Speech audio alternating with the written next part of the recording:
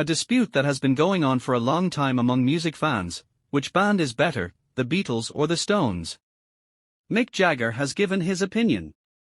Zane Lowe, the host of Apple's new music daily show on Beats One, brought up the fact that Paul McCartney, the lead singer of the Beatles, had stated on the Howard Stern show that the Beatles were superior to the rocks of pop.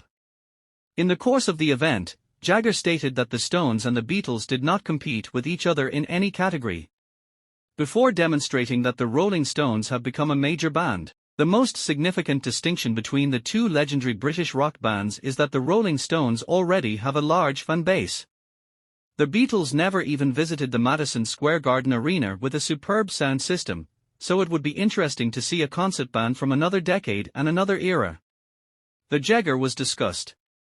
According to him, the Beatles disbanded prior to the beginning of the business, specifically the touring component of the business.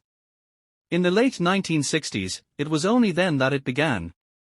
As a result, it was actual sound, your own sound system, your own stage, and your own stage surface when the Rolling Stones embarked on their first tour of this kind in 1969.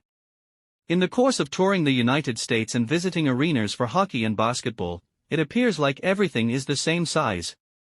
The Beatles never got the opportunity to experience the beginning of the industry in 1969, yet they still managed to provide a fantastic performance.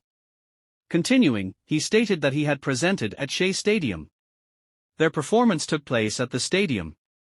In spite of this, the Stones continued. When asked about the most significant difference between the Stones and the Beatles, Mick Jagger stated that the most significant difference was that one band was still performing in stadiums while the other band was absent. We first began performing in stadiums in the 1970s, and we continue to do so to this day. The mentioned is the most significant difference between these two bands. One band is amazing, and they are fortunate enough to still be performing in stadiums, whereas the other band has been disbanded.